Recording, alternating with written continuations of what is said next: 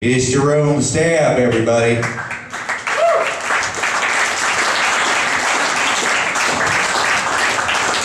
it up for Justin, everyone. Give it up for Justin. Oh, man, I just flew in, and boy, are my arms tired. That is specifically for this table right here, because that will be the only joke that you like of mine the entire night, so I apologize. So, when the rest of it sucks, you guys are, at least that one joke was not too bad.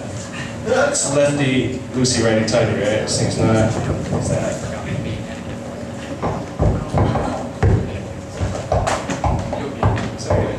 You like that? That was just for this guy. I've been trying to do more exercising. I've been trying to run a little bit more. But I don't really enjoy exercising. I'm not very good at it. So mostly I walk. But I do start running, like when I see like hot babes come at me, and then I do like my David Hasselhoff, like slow motion Baywatch run. But the second that they pass me, I'm just like, screw that. That is tough. That's not for me. So I'm out there the other day, I'm running, and as I'm doing my walk jog, I'm exercising, and I get this terrible, terrible itch in my asshole. And so like I proceed to like get in after this itch. Like basically this itch is Al-Qaeda, right?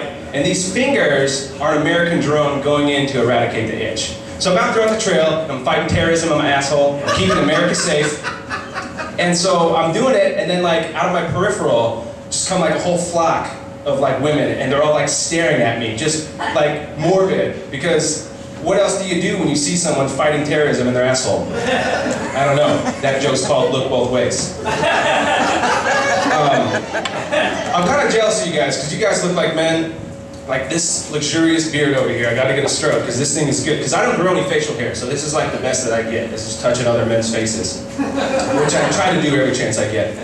But I don't grow any facial hair. Like I don't have any on my arms or my chest. But I do, let me finish the joke before you start laughing. But I do grow hair, like I have like a weird fur diaper. Like, it's terrible. Like maybe I fucked an Ewok or something. It's terrible. Like every time I have to take a dump, it looks like I dress my poops in little tiny sweaters. And it would almost be cute, but it's poop. Like a kiwi. You guys need more? Are you guys good on that one? I think the difference between a successful spousal abuser and an unsuccessful spousal abuser. Jesus Christ, man! This guy. Have you guys met my promoter? He's right over here. This guy's good. You guys are gonna like him. He's really funny. Jesus. Hold it down for a little bit. I'm gonna get to it. All right. So, spousal abuse, right? I think the difference between a successful spousal abuser and an unsuccessful spousal abuser is patience. So let's say, let me just lay out a scenario for you guys. Let's say you come home and your day at work was really terrible, right? Your boss was just ragging on you. You're hanging on by your last thread, and as soon as you get home and crack that door open, the wife just starts in on you. Like, why don't you spend enough time with the kids? Why don't you love me more? And I made meatloaf for dinner and now it's burnt. And you're just like, ah! Uh-oh. Should have did that, right? Now you're going to jail. Okay? And it doesn't have to be that way if you just exercise a little patience. This is what I would do if I were you guys. You just wait until she's sleeping, right? And then you creep in, and you pull the covers back, and you aim for that sweet spot. You know what I'm talking about, the kidneys right here? You just let one go. Now she's gonna wake up pissed. What the fuck, Jerome? Did you just punch me in the kidneys? And you're gonna be like, what? You pretend to wake up? No, sweetie, you're having a nightmare. Go back to bed. And then you kiss her. And then she rolls over, and that's when you whisper quietly into her ear, maybe don't burn the fucking meatloaf next time. You got a shot at not going to jail. That's what I'm saying, okay? I'm just trying to help you guys stay felony free. You don't have to use it. That's just, it's a suggestion. You don't have to do it. God, I wish I could have got this thing to like work. What's the deal with this thing, you guys?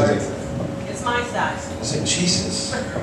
We just already went through this again, and now it's not even, I'm sort of upset. So I like to lean on that. It's like my security blanket. And now look, it's down here, and now I look like this gentleman when he walks around. It's ridiculous. Do you guys ever like a girl, and then you don't like her anymore because she won't have sex with you? But then you like her again because maybe she might have sex with you, so you don't want to not like her. But then you don't like her anymore because you fucked her best friend. Then you like her again. Is that just me? It's just me? Okay. Alright. Ooh, this is a good one for you guys. Clint Eastwood. Boom. Okay. I watched a movie recently. I didn't know it was going to change my life, but it did. And maybe you guys have seen it.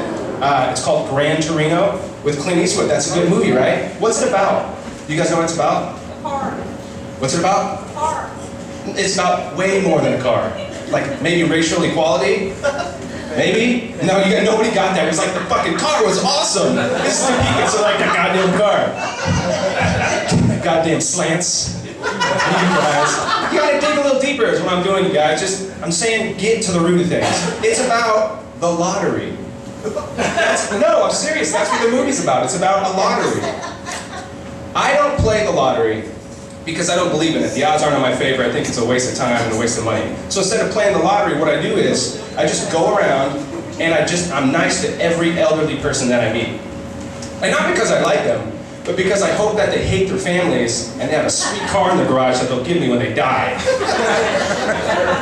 A little too close to home, you guys? Alright. What are you gonna do? Haters gonna hate, right? Haters gonna hate. That's a thing that people are saying. I heard that the other day.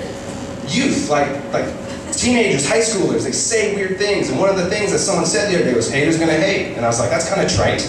It's kind of stupid. I don't really like that. So I'm like, I imagine if that person who uses that phrase ever grows up to be anything of note. Like a trauma counselor.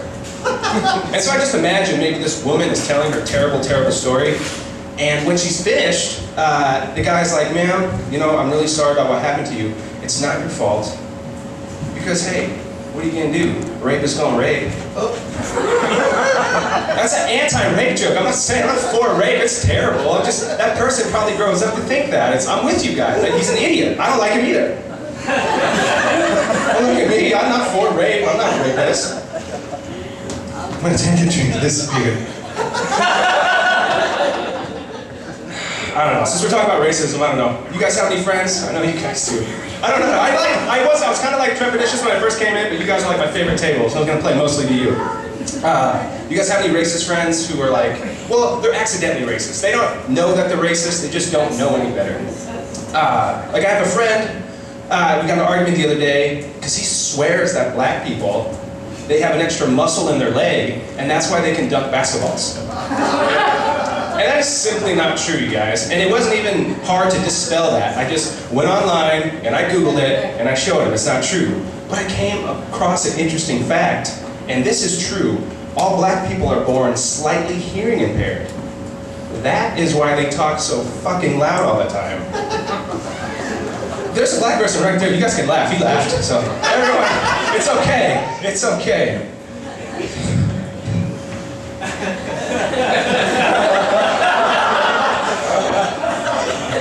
Aaron Hernandez, you guys been following that in the news?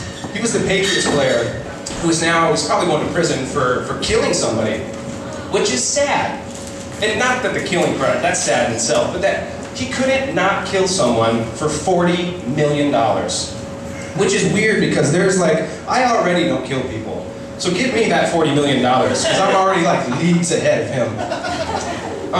But me and my friends, we always have an argument when it comes to like money. Like, what would you guys do for $40 million?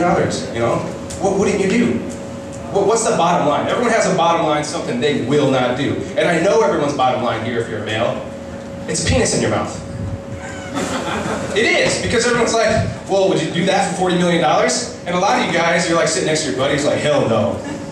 But you're lying to yourselves. Because I would. And that's a game show I'd like to see. Yes. Sign me up. Me, a bunch of my friends, we put that dick in there in the middle, right? First person, put that penis in their mouth, gets $40 million. Alright, so now we're all here, the game's on, we're all staring at the penis. And But it's on national TV, right? So we're not going to be like really weird about it because we know that our fathers are watching. So no one wants to be the first one to take off, you know? Everyone's just going to kind of like slowly like amble over there. And pretty soon people start moving faster and faster. And pretty soon it's just like a dead-on scramble to the dick. And like there's just a mad pile of men like just like, that's my dick, that's my dick. And so everyone's just like climbing on top of each other. And they're just like trying to get up there and reach the dick. And then I come out of nowhere and I like grab the dick. And I'm just like, Dad, I got it. It's my dick, Dad. Winner, right? If you guys wouldn't do it, don't ask to ride on my sweet-ass jet ski. You had a choice. You could have played. You could have played. You chose not to. I know. I follow the news. I try to stay current. I don't want to be, ignorant. And there was an article about a man in Toronto who claimed that he was raped by 4 women, right? That's some men's tragedies or other men's fantasies. And I was thinking, I was like, that would be really hard if you were like the officer who had to make that statement, or take that statement and try to like maintain a straight face. Okay, sir, so tell me what happened. Well, I was attacked by 4 women. Okay, all right, well, what did they attack you with? Their mouths? Okay, and then what happened? They started to give me a blowjob? Oh, well, that sounds terrible. Oh. Okay, well, were you hard during said blowjob? Like, yeah. Did you come? Yeah, but I didn't want to. I don't know. Where's the problem at? I don't understand. Because there's not a jury in the world that's going to convict these women. Because the judge, right, he's 70 years old. He's like this gentleman over here. He's like long past his blowjob years, right? The prosecutor, am I wrong, or have you recently got a blowjob? If I'm wrong, I mean, that's... So, the prosecutor, he's working, he's busy. He's working till late into the night. He's not getting blown, right? And then the male juror, he's busy staring at the ladies next to his tits, hoping that after trial he gets a blowjob from her. There's not enough... I'm not a lawyer. I'm not a man of the law, but I'm going to call king and record on this one, guys. This one might hit a little close to home, so... I love Walmart. I do. Do you guys love it? Yeah. Do you guys like Walmart? Woo! As a comedian, I love Walmart. As a human being, I hate it. It's terrible. It is an awful, awful place where, like, it's like a third world country when you go in there. Like, what is it about Walmart that, like, as soon as you go in the door, like, no rules apply, and, like, societal, like, constructs, just nothing applies. And it's sort of like, I always think of, before I enter a Walmart, like Star Wars, when Obi-Wan Kenobi's telling Luke, he's like, you will never find a more wretched hive of scum and villainy. And he's talking about Mos Eisley, right? So I just do that every time I go into Walmart. I think of that in my head, and you have to mentally prepare yourself. Because there's like the 110-year-old woman with the eye who's always like half hanging out, and she's like, welcome to Walmart. And you're like, Jesus Christ. And then there's a guy over here wearing 3 pairs of shorts. And you're like, why do you have so many pairs of shorts on? Do you get the pants a lot? I don't know. That's weird. There's a whole herd of naked feral children running around in women's clothing chewing on hangers. That's interesting. Why does everyone's hair look like I had something out of the Dr. Seuss book? I don't get it. These are questions I don't have any answers. See? See what just happened? You're making me a fool up here, Vicky. How can we fix this goddamn mic stand? But have you guys ever lost, have you ever lost someone in Walmart? No. I mean like really lost someone in Walmart. I have. I'll tell you about it. It was my best friend Todd. And we went in there. And it was my fault. I turned a corner too fast, and I looked around, he was gone. Walmart got him. And so I start, like, just searching frantically for my friend Todd, like he would do for me, right? So I navigate the minefield that is the women's shoe section, like I'm just looking for him everywhere. I go back to automotive, right? I stand at the counter for 2.5 hours. No one ever comes to help me, but we already knew that. I did that just for my own entertainment, right?